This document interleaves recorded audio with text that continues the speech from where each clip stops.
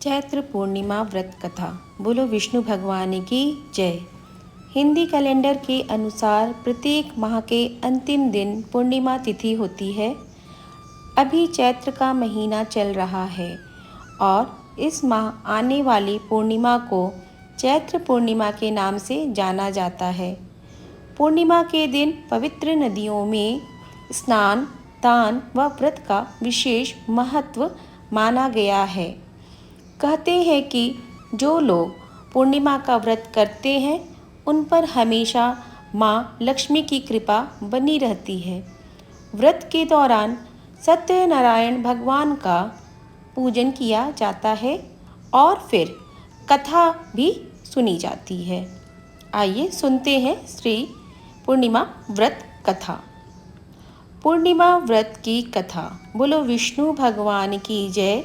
बोलो माता लक्ष्मी की जय। काशीपुर नगर के एक गरीब ब्राह्मण को भिक्षा मांगते देखकर भगवान विष्णु जी ने स्वयं ही एक बूढ़े ब्राह्मण के रूप में उस निर्धन ब्राह्मण के पास जाकर बोले, हे विप्रे, श्री सत्यनारायण भगवान मनोवांछित फल देने वाले हैं। तुम उनका व्रत पूजन करो, जिसे करने से मनुष्य सब प्रकार के दुखों से मुक्त हो जाता है। इस व्रत में उपवास का भी अपना महत्व है, किंतु उपवास से मात्र भोजन लेना ही नहीं समझना चाहिए। उपवास के समय हृदय में यह धारणा होनी चाहिए कि आज श्री सत्यनारायण भगवान हमारे पास ही विराजमान है, अतः अंदर व बाहर शुचिता बनाए रखनी चाहिए और श्रद्धा विश्वास पूर्वक भगवान का पूजन कर उनकी मंगलमयी कथा का श्रवण करना चाहिए। श्री सत्यनारायण की कथा बताती है कि व्रत पूजन करने में मानव मात्र का समान अधिकार है, चाहे वह निर्धन, धनवान, राजा हो या व्यवसायी, ब्राह्मण हो या अन्य वर्ग, स्त्री हो या पुरुष। यही स्पष्ट करने के लिए इस कथा में निर्धन ब्राह्मण, गरीब लकड़हारा, राजा उल्का मुख, धनवान व्यवसायी, साधु वैश्य, उसकी पत्नी लीलावती, पुत्री कलावती, राजा तुंगध्वज एवं गोपगणों की कथा का समावेश किया गया है। आइए हम जानते हैं इन कहानियों के बारे में। इस कथा के अनुसार जैसे लकड़हारा गरीब ब्राह्मण उल्का मुख गोपगणों ने सुना कि यह व्रत सुख, सौभाग्य, संपत्ति सब कुछ देने वाला है, तो सुनते ही श्रद्धा, भक्ति तथा प्रेम के साथ सत्यव्रत का आचरण करने में लग गए और फलस्वरूप सुख भोग कर परलोक में मोक्ष के अधिकारी हुए।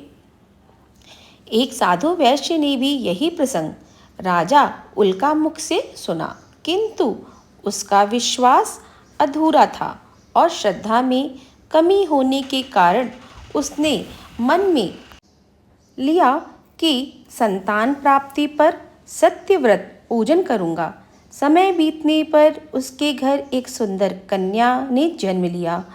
पत्नी ने व्रत की याद दिलाई तो उसने कहा कि कन्या के विवाह के समय करेंगे।